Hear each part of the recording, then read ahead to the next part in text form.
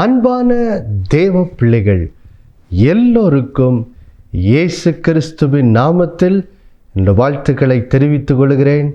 பிதாவாகிய தேவனாலும் நம்முடைய கர்த்தராகிய இயேசு கிறிஸ்துவினாலும் உங்கள் எல்லோரோட வாழ்விலும் கிருபையும் சமாதானமும் உண்டாவதாக என்று சொல்லி உங்களை வாழ்த்துவதிலே நான் மிகுந்த மகிழ்ச்சி அடைகிறேன்.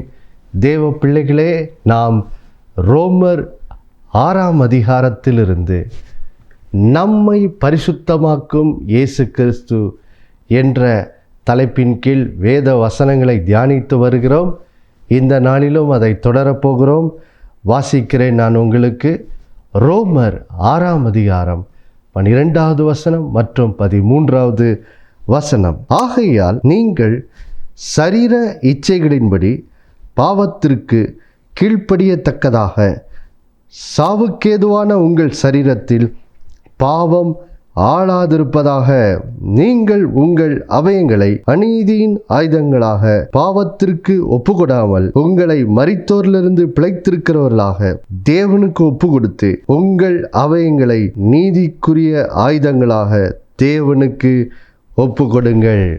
தேவ பிள்ளைகளே, நாம் கடந்த சில வாரங்களாக ரோமர் 6ஆம் அதிகாரம் 2-4 வசனங்களில் சொல்லப்பட்டிருக்கிற அந்த சத்தியமாகிய எப்படி நாம் கிறிஸ்துவோடு கூட ஆவிக்குரிய ரீதியிலே பரிசுத்த ஆவியினால் நாம் எப்படி இணைக்கப்பட்டதின் மூலம் கிறிஸ்துவுக்குள் எப்படி நம்முடைய பழைய மனுஷனுக்கு நாம் மரித்து எப்படி கிறிஸ்துவுக்குள் ஒரு புது சிருஷ்டியாக புது மனுஷனாக நாம் மாற்றப்பட்டிருக்கிறோம்.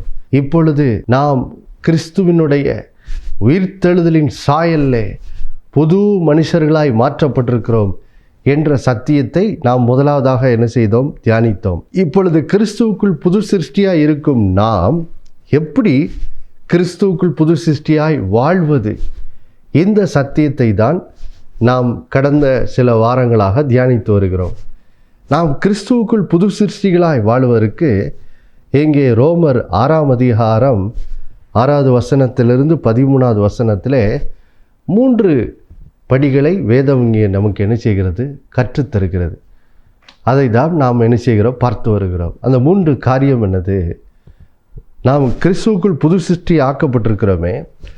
இப்போ கிறிஸ்துவின் உயிர்த்தெழுதலின் சாயலில் இருக்கும் நாம் கிறிஸ்துவின் உயிர்த்தெழுதலின் சாயலில் புது மனுஷனாய் நாம் பரிசுத்தமாக வாழுவதற்கு வேதம் போதிக்கிற அந்த 3 படிகள் என்னது? முதலாவது நாம் என்ன செய்ய வேண்டும்?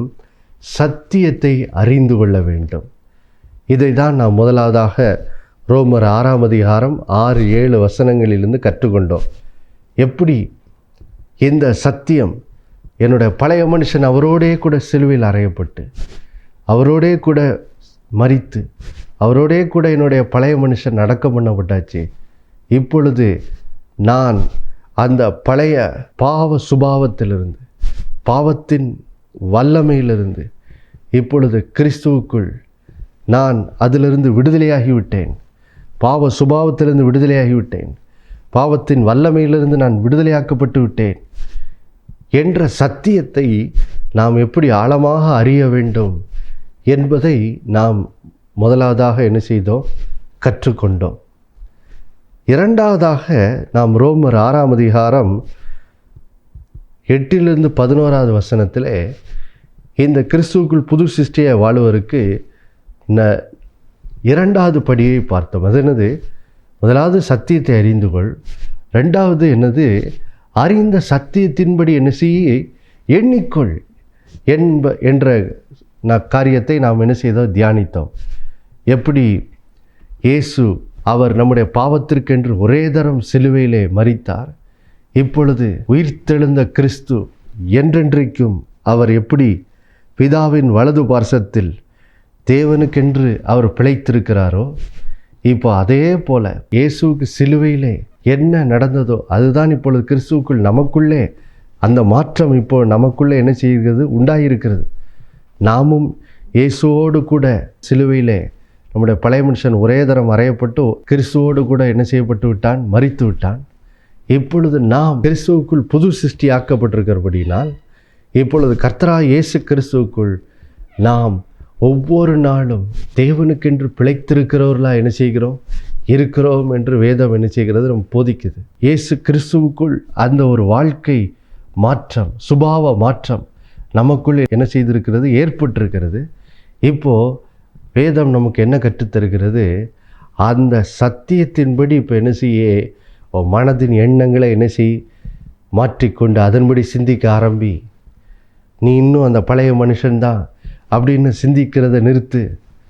நான் பாவத்திற்கு கிறிஸ்துவுக்குள் மரித்து விட்டேன், பாவ சுபாவத்துக்கு மரித்து விட்டேன், பாவத்தின் வல்லமைக்கு மரித்து விட்டேன்.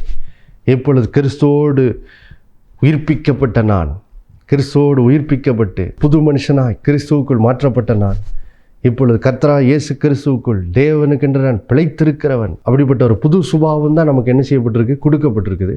அப்போ நமக்கு கொடுக்கப்பட்ட அந்த சுபாவத்தின்படி இப்பொழுது சிந்திக்கிறவர்களாய், மனதில் எண்ணுகிறவர்களாய் நாம் மாற வேண்டும். உண்மைதான், நான் ஒரு புது சிருஷ்டி தான், இன்னும் பழைய மனுஷன் அல்ல, நான் புது மனுஷன்தான் அப்படின்னு சொல்லி அந்த கிறிஸ்துவுக்குள் புது சிருஷ்டி ஆக்கப்பட்ட அந்த சத்தியத்தின்படி இப்பொழுது நம்முடைய மனதின் எண்ணங்களிலே நாம் சிந்திக்கிறவர்களாய் மாற வேண்டும். நம்முடைய மனதின் சிந்தையிலே ஒரு மாற்றம், நாம் சத்தியத்தின்படி சிந்திக்கிறவர்களாய் மாற வேண்டும் என்ற காரியத்தை நாம் என்ன செய்தோம், பார்த்தோம். பாருங்கள் தேவ பிள்ளைகளே, இப்போது மூன்றாவது காரியத்துக்குள்ளே என்ன செய்திருக்கோம், வந்திருக்கோம். முதலாவது என்னது, சத்தியத்தை அறிந்துகொள். ரெண்டாவது என்னது, சத்தியத்தின்படி எண்ணிக்கொள்.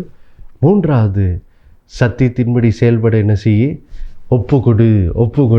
அதுதான் என்னது, மூன்றாவது படி. நாம் கிறிஸ்துவுக்குள் புது சிருஷ்டியாய் வாழ்வதற்கு இந்த ரோமர் 6 போதிக்கிற மூன்றாவது படி என்னது, அதுதான். இப்போ சத்தியத்தின்படி நீ சத்தியத்தை அறிந்து கொண்ட, சத்தியத்தின்படி இப்போ என்ன செய்யிட்ட, சிந்திக்க ஆரம்பிச்சிட்ட மனதில். இப்போ அதன்படி செயல்பட உன் சரீரத்தின் அவயங்களை என்ன செய், ஒப்புக்கொடு. இதுதான் என்னது, மூன்றாவது காரியம். நாம் இன்றைக்கு பாருங்கள் தேவ பிள்ளைகளே, இந்த சத்தியத்தினுடைய முதல் பகுதியை, இந்த சத்தியத்தின்படி செயல்பட உன் சரீரத்தின் அவயங்களை ஒப்புக்கொடுத்தல் என்ற அந்த தலைப்பின் கீழ் நாம் முதலாவது இன்றைக்கி என்ன தியானிக்க போகிறோம் என்றால், பாருங்கள் தேவ பிள்ளைகளே, நீங்கள் உங்கள் அவயங்களை அநீதியின் ஆயுதங்களாக பாவத்திற்கு ஒப்பு கொடாமல் இருங்கள். இதை தான் இந்த நிகழ்ச்சியில் என்ன செய்ய போகிறோம், மீதியான நேரத்தில் நம்ம தியானிக்க போகிறோம். பாருங்கள் தேவ பிள்ளைகளே, இப்பொழுது நான் உங்களுக்கு 12வது வசனத்தை என்ன செய்கிறேன், வாசிக்கிறேன். பாருங்கள், இந்த 12வது வசனத்தின் பின்னணி என்ன, 11வது வசனத்தில் வேதம் ஏற்கனவே நமக்கு கட்டளை கொடுத்துருச்சு. இனி நீ புது சிருஷ்டி ஆக்கப்பட்ட அந்த சத்தியத்தின்படி சிந்தி அதன்படியே எண்ணிக்கொள்னு ஆண்டவர் சொல்லிட்டார். அப்போ இப்போ மனதின் எண்ணத்தில் இப்போ நம்ம என்ன சிந்திக்க ஆரம்பிச்சிட்டோம். நான் கிறிஸ்துவுக்குள் பாவத்துக்கு மரித்தவன், நான் கர்த்தராகிய இயேசு கிறிஸ்துவுக்குள் தேவனுக்கென்று பிழைத்திருக்கிறவன் என்று சொல்லி என்ன செய்யிட்டோம், அதன்படி எண்ண ஆரம்பிச்சிட்டோம். அந்த சிந்தை இப்போ மனதை என்ன செய்யுது, நிரப்ப ஆரம்பிச்சு. அதனால் இப்போது 12வது வசனத்தில் இப்போ நம்ம சத்தியத்தின்படி சிந்திக்க ஆரம்பித்து விட்டபடியால் இப்போது 12வது வசனத்தில் வேதம் பாருங்க நமக்கு ஒரு கட்டளை கொடுக்குது. என்ன கட்டளை கொடுக்குது, ஆகையால் நீங்கள் சரீர இச்சைகளின்படி பாவத்திற்கு கீழ்ப்படியத்தக்கதாக சாவுக்கேதுவான உங்கள் சரீரத்தில் பாவம் ஆளாதிருப்பதாக அப்படின்னு சொல்லி ஆண்டவர் இங்கே நமக்கு ஒரு கட்டளை கொடுக்குறாரு. ஆண்டவர் சொல்கிறாரு, எப்பா நீ இப்போ கிறிஸ்துவுக்குள்ள என்ன செய்யிட்ட, புது சிருஷ்டி ஆயிட்ட, பாவத்தின் வல்லமையிலேருந்து என்ன செய்யிட்ட, விடுதலை ஆயிட்ட. இனி பாவம் உன்னை ஒரு ராஜாவை போல ஆளுகை செய்வது இல்லை. இப்போ இயேசு தான் உனக்கு ஆண்டவராக இருந்து உன்னை என்ன செய்கிறார், ஆளுகை செய்கிறவராக இருக்கிறார். நீ இப்போது பாவத்தின் வல்லமைக்கு கீழே இல்லை, பாவத்தின் வல்லமையிலேருந்து விடுதலையாகிவிட்ட.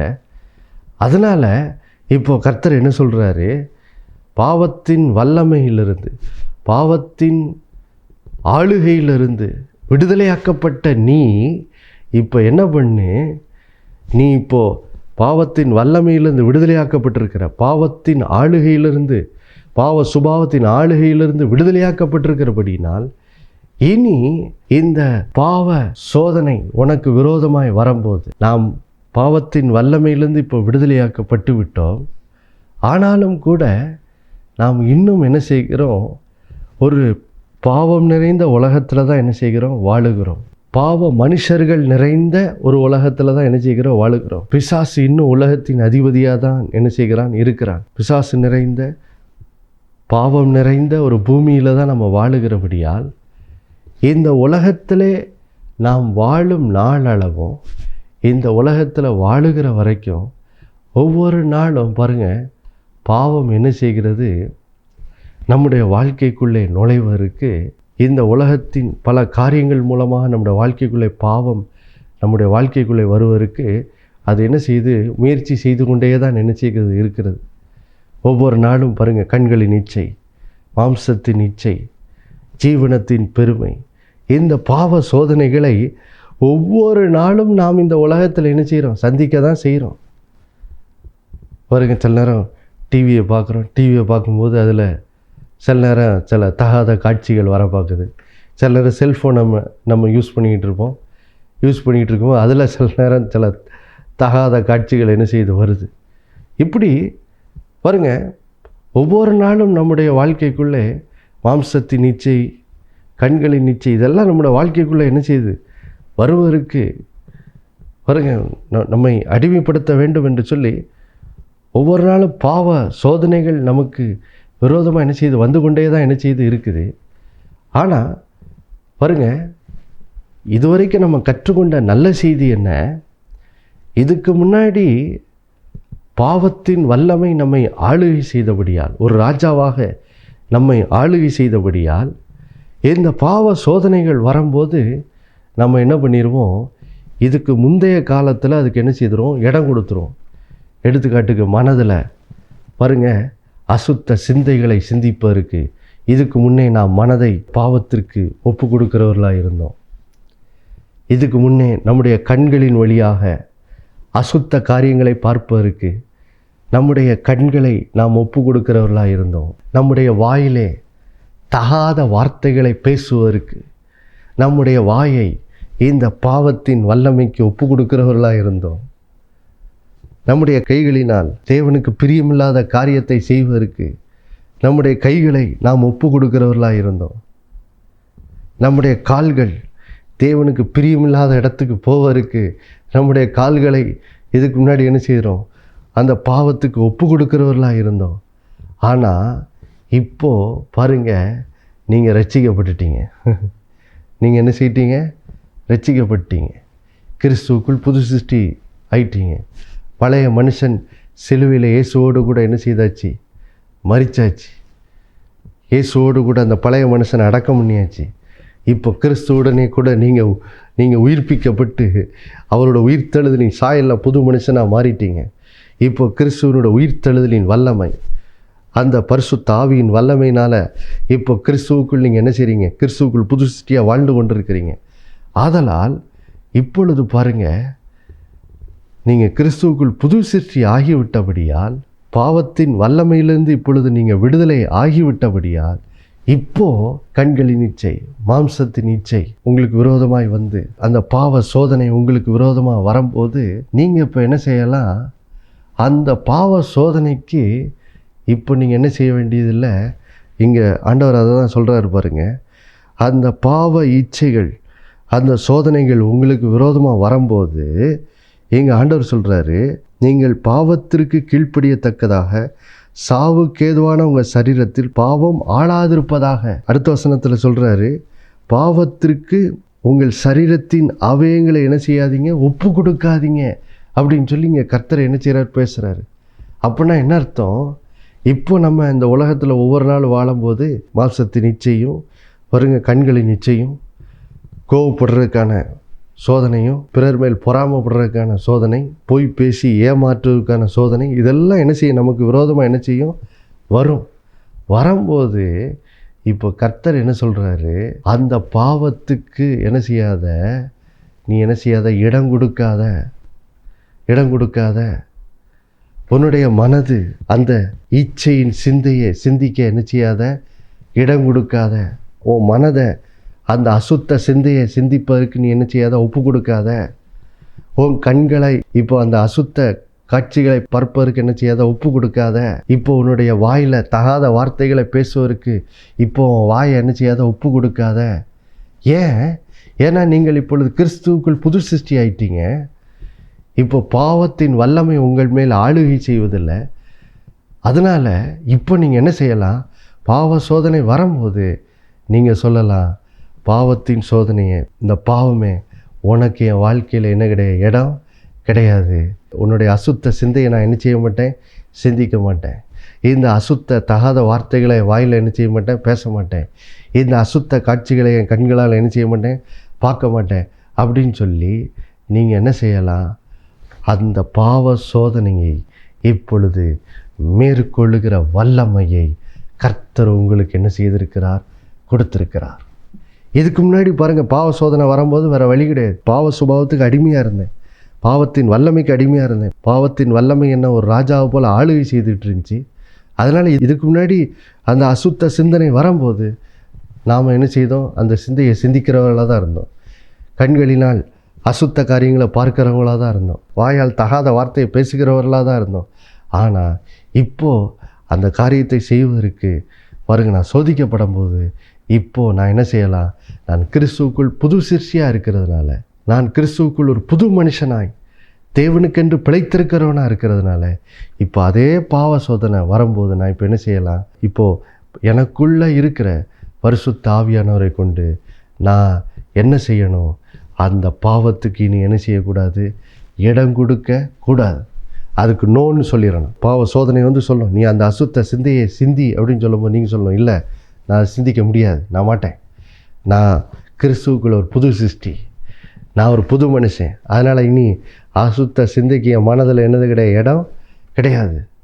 அந்த அசுத்த தகாத வார்த்தைகளை பேசுகிறதுக்கு என் வாயில் என்ன கிடையாது, இடம் கிடையாது.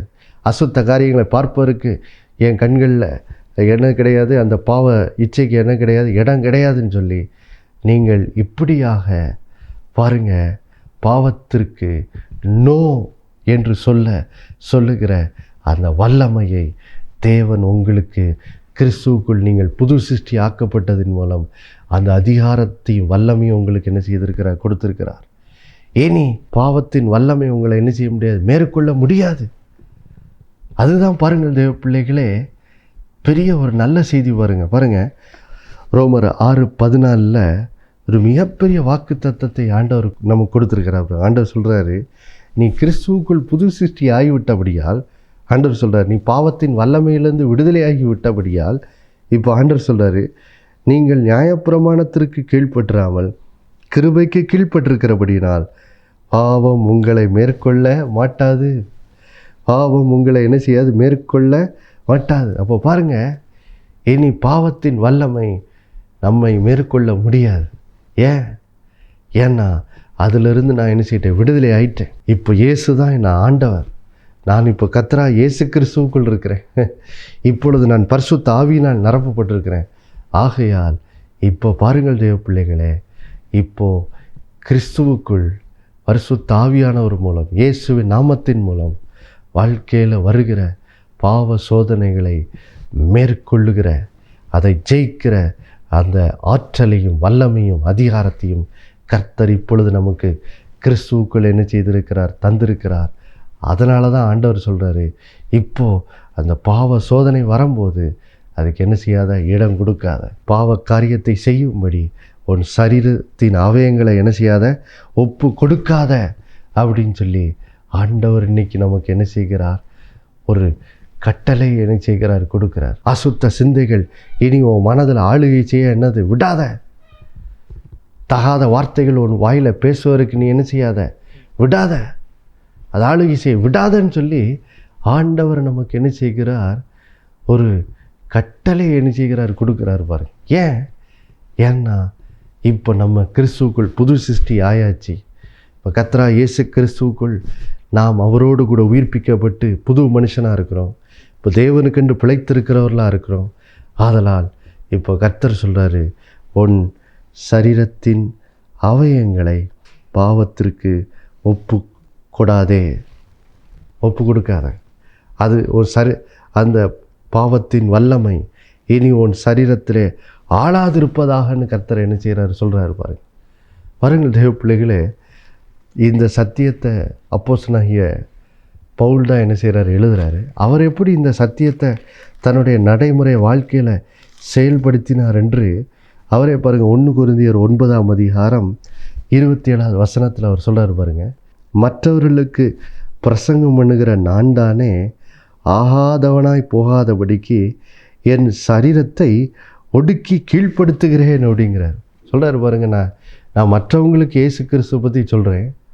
அவர் எப்படி பாவத்தின் மேல் நமக்கு ஜெயம் தருகிறவராக இருக்கிறாருங்கிற நல்ல செய்தியை சொல்கிறேன். பிறருக்கு பிரசங்கம் பண்ணிட்டு பின்பு நானே ஆகாதவனாக போகாதபடிக்கு என் சரீரத்தை ஒவ்வொரு நாளும் நான் என்ன செய்கிறேன், கீழ்ப்படுத்துகிறேன் அப்படிங்கிறார். பாருங்களுடைய பிள்ளைகளே, பவுல் தன்னோட வாழ்க்கையில் அவர் நினச்சிருந்தாருன்னா பாருங்கள், இஸ்ரேல் ஜனங்களை போல் எப்போ பார்த்தாலும் முறுமுறுக்கிறவரா, எப்போ பார்த்தாலும் புலம்புறவராக அவர் இருக்கிறதுக்கு எல்லா வாய்ப்பும் இருந்துச்சு. ஏன்னு கேட்டிங்கன்னா, ஊழியத்தின் நிமித்தம் அதிகமான பாடுகளையும் உபத்திரவங்களையும் சந்தித்த ஒரு மனுஷன் அப்போஸ்தலனாகிய பவுல். அவர் ஊழியத்துக்கு போன பல இடத்துல பல்வேறு விதத்தில் உபத்திரவங்களை அவர் என்ன செய்கிறார், சந்திக்கிறார். அப்போது யோசித்து பாருங்கள், பவுலுக்கு இஸ்ரேல் ஜனங்களை போல் முறுமுறுக்கிறதுக்கு எல்லா சோதனையும் என்ன செய்யணும் வந்திருக்கும். அவர் இப்படி சொல்லியிருந்துக்கலாம், என்னாண்டவரை நீங்கள் உம்மை நம்பி நீங்கள் சொன்னீங்கன்னு சொல்லி ஊழியத்துக்கு வந்தேன், இங்கே வந்தால் போகிற இடமெல்லாம் இப்படி உத்தரவமாக இருக்கு, என்னாண்டவரே வாழ்க்கை இது, இதுக்கு நான் ஊழியத்துக்கு வராமலே இருந்திருக்கலாமே அப்படின்னு சொல்லி அவர் என்ன செய்திருந்திருக்கலாம். பாருங்கள், புலம்புறதுக்கு அவருக்கு சோதனைகள் என்ன செய்கிறோம் வந்திருக்கும். ஆனால் பாருங்கள், அதை தான் அவர் சொல்கிறாரு, அப்படி இஸ்ரேல் ஜனங்களை போல் முறுமுறுத்து புலம்பாதபடிக்கு அந்த பாவம் என் சரீரத்தில் ஆளுகை செய்யாதபடிக்கு நான் என்ன பண்ணுறேன், ஒவ்வொரு நாளும் என் சரீரத்தின் அவயங்களை ஒடுக்கி நான் என்ன செய்கிறேன், கீழ்ப்படுத்துகிறேன்.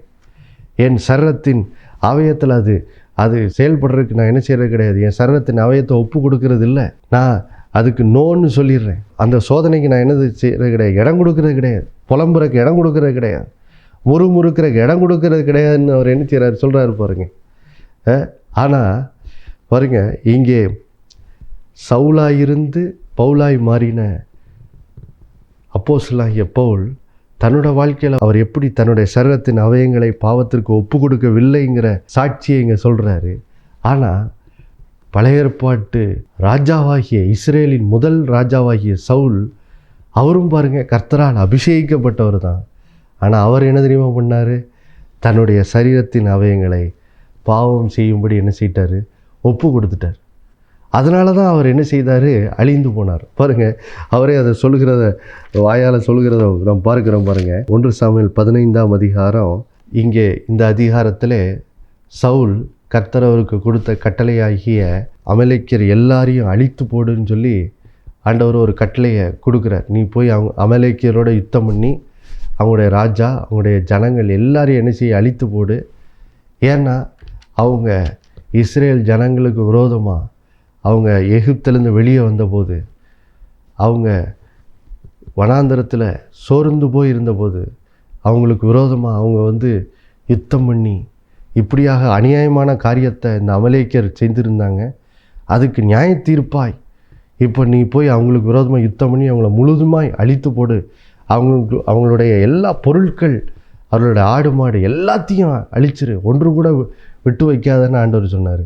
ஆனால் இங்கே சவுல் என்ன பண்ணான்னா, ஆண்டோடைய கட்டளைக்கு முழுமையாக கீழ்ப்படியாமல் நல்ல கொழுமையாக இருந்த ஆடு மாடுகளெல்லாம் என்ன செய்யிட்டார், உயிரோடு விட்டு வச்சுட்டார்.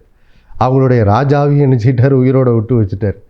கர்த்தர் சொன்ன கட்டளைக்கு என்ன செய்யலை, முழுமையாக என்ன செய்யலை, கீழ்ப்படியலை. அப்போது இப்படியாக அவர் கர்த்தர் சொன்ன வார்த்தையை மீறி பாவம் செய்கிறார். ஏன் பாவம் செஞ்சேன்னு சொல்லி அவர் சொல்கிறாரு பாருங்க. 1 சாமுவேல் 15:24 சொல்கிறாரு, அப்பொழுது சவுல் சாமுவேலை நோக்கி, நான் கர்த்தருடைய கட்டளையும் உம்முடைய வார்த்தைகளையும் மீறினதினாலே பாவம் செய்தேன், நான் ஜனங்களுக்கு பயந்து அவர்கள் சொல்லை கேட்டேன் அப்படிங்கிறார் பாருங்க. நான் ஜனங்களுக்கு பயந்து அவங்க சொல்ல கேட்டேன் அப்படிங்கிறார் பாருங்க. இங்கே சவுல் தான் ராஜா, ஜனங்கள் ராஜாவோட பேச்சை கேட்குறது தான் அந்த நாட்களில் ராஜாக்களுடைய செயல்படும் முறை. ராஜா என்ன கட்டளை கொடுக்குறாரோ அதுக்கு தான் ஜனங்களை என்ன செய்யணும், கீழ்ப்படியணும். அப்போது சவுல் தான் ஒரு ராஜாவாக இருந்து கர்த்தருடைய கட்டளைகளின்படி நடக்க ஜனங்களை என்ன செய்திருக்கணும், வழி நடத்தியிருக்கணும். ஆனால் இவரோ அப்படி செய்யாமல் தான் ராஜா என்ற அந்த உணர்வு இல்லாமல் ஜனங்களுக்கு அவர் பயத்துக்கு தன்னுடைய சரீரத்தின் அவயங்களை ஒப்பு கொடுத்து பாருங்கள், அவர் கர்த்தருடைய வார்த்தையை மீறி நடந்து இப்படியாக பாருங்கள் கர்த்தருக்கு விரோதமாக பாவம் செய்தார். அதனுடைய விளைவு என்ன?